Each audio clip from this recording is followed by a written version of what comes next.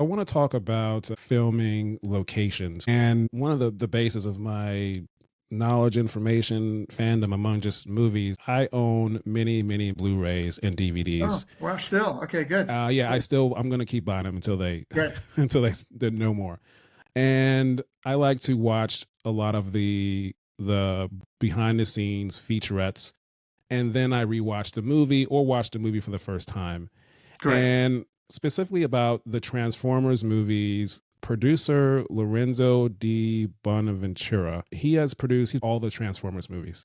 And he said on Transformers Rise of the Beast, he said, quote, part of the reasons we're able to get into these locations is that people in charge love Transformers, end quote. And so my question to you is, how is it with you in terms of getting into particular locations, working with particular city and or country officials so that you can get into an area or close a part of town down for a couple hours so that you can film?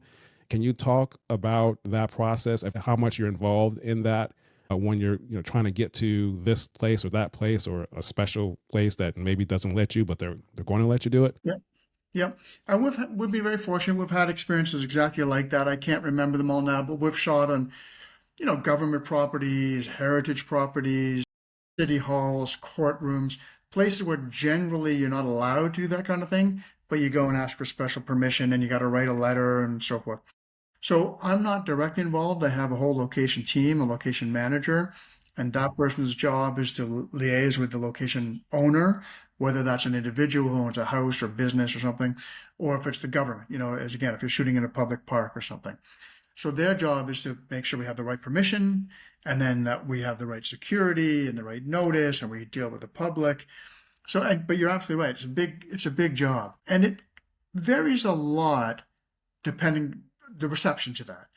Generally speaking, cities like Toronto, LA, New York, which have tons of shooting, where it's not exciting or fresh or new or novelty to them, they're like, okay, pay me.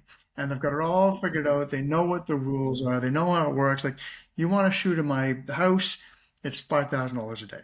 You want to shoot in this public park, you need to hire these cops, you got to pay for parking, you got to book a lunchroom. It's just all figured out. When you're shooting somewhere that has not been shot in before, or it's a bit new and unusual, which I also have had the experience, generally people are a bit more open. It's going, oh, that's cool. You want my shoot in my restaurant? Yeah, go for it. And they may not charge you because they think it's fun or they think it's free press or they think they're going to Right. get a little bit of residual benefit from it. So I've had both experiences. Cayman Islands, which had no shooting. We were the first movie to shoot the full feature film there. People really opened the doors to us. Like, we shot in some incredibly beautiful, expensive homes, but they were open to it because they're like, yeah, this is cool. This is fun. Shoot in my house. And if you were trying to do the same thing in, say, Los Angeles or Toronto or New York, they'd be like, you want to shoot in my house? It's going to cost you $50,000, and you have to get an Wow. insurance. You got to do this, you got to do that, Yeah. so it varies a lot.